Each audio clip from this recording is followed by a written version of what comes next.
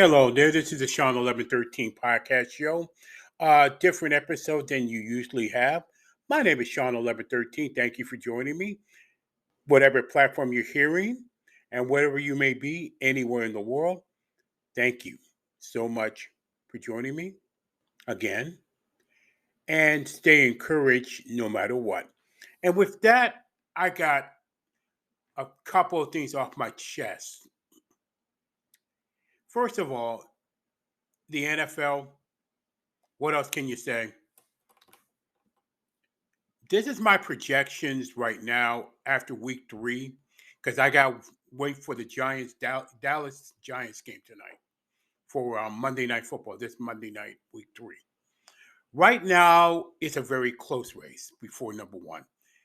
Miami Dolphins are the win over Buffalo, and Baltimore is now the number 1 team in the NFL, going to the Cincinnati week 4. Philadelphia, very close second. I mean, the top 4 is very close for the NFL rankings after week 3. These are my projections, though. Miami number 1, Philadelphia number 2. You can put Philadelphia number 1. I wouldn't have a problem with that at all. Buffalo, Kansas City, Green Bay 5th, Baltimore 6th, Tampa Bay 7th, LA Rams back now to the top 10 of the 8th, Minnesota also back to the top 10 of the 9th, and actually the Indianapolis Colts by beating Kansas City. In my opinion, but the final top 10 will come until I do the next podcast to look back and look forward to the NFL week 4 and college football week 5. And that's my opinion about that. Now I'm going to get to the Ime Udoka saga. Oh my goodness, what a mess. You can make an entire season of this, an entire reality show. I don't know what the networks, the movie network, what the hell are they waiting for? The email to give you so much material alone from this. I mean, man, what a mess. What a total mess. From the coach to the people he allegedly had the affair, to the Boston Celtics organization, to the Boston Celtics players. But again, you can make 1 or 2 seasons of a reality television show out of this freaking mess. And it is a mess. I mean, Udoka probably got a harsh sentence.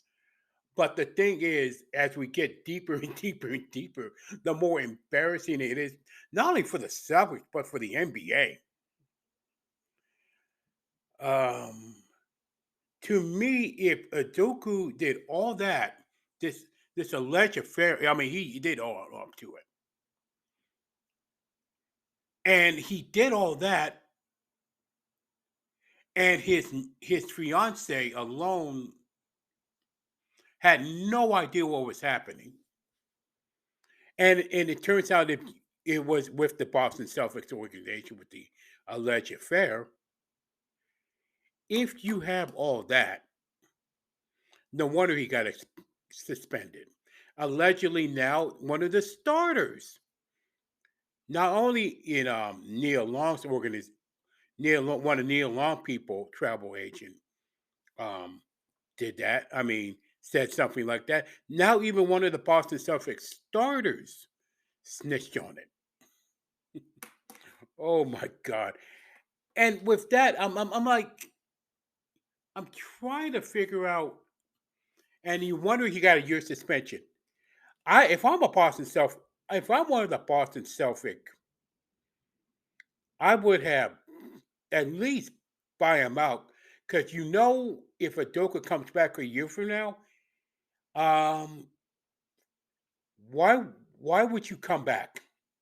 Why would Udoka come back in a really bad in a situation that created itself really badly? You might as well get a buyout of your contract and be done with it, or get fired and get a buyout from that. I mean, I don't know. Mm-mm-mm-mm-mm. It's an embarrassment. It's total embarrassment.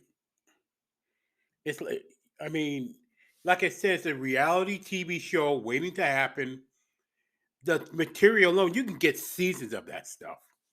I mean, come on. Oh my God. This is a subject that made the NBA Finals last year. Oh man. Whoa. I honestly, you know what though? And it rang in my head. Would that be treated the same way if the woman had the affair within a team organization with the female head coach and the guy he's having an affair with and her fiance, man or woman, had no idea what the hell was going on with that? Would that be treated the same?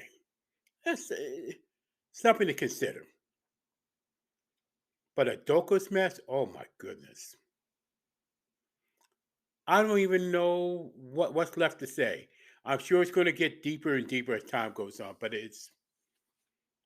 I don't know how widespread it is, to be honest, in sports. I don't know.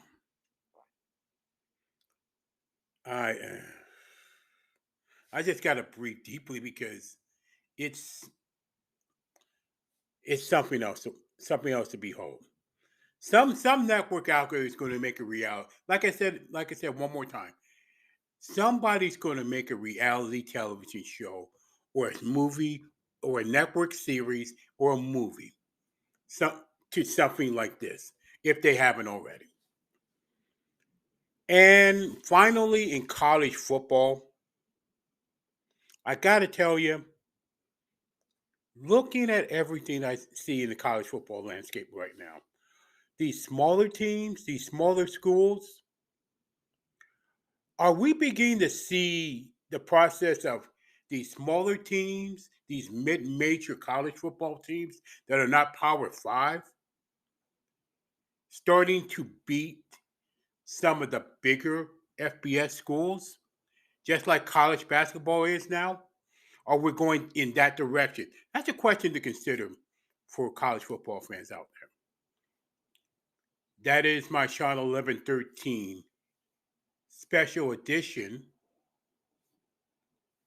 of this episode. Thank you so much. And with that, if you like this contact, content, hit me up on Shawn47k at gmail.com. That's Shawn47k at gmail.com. If you're interested in if you want to contact me in that, contact me. And with that, thank you for listening to the Shawn 1113 podcast show. And again, as always, and and I mean always, stay encouraged no matter what.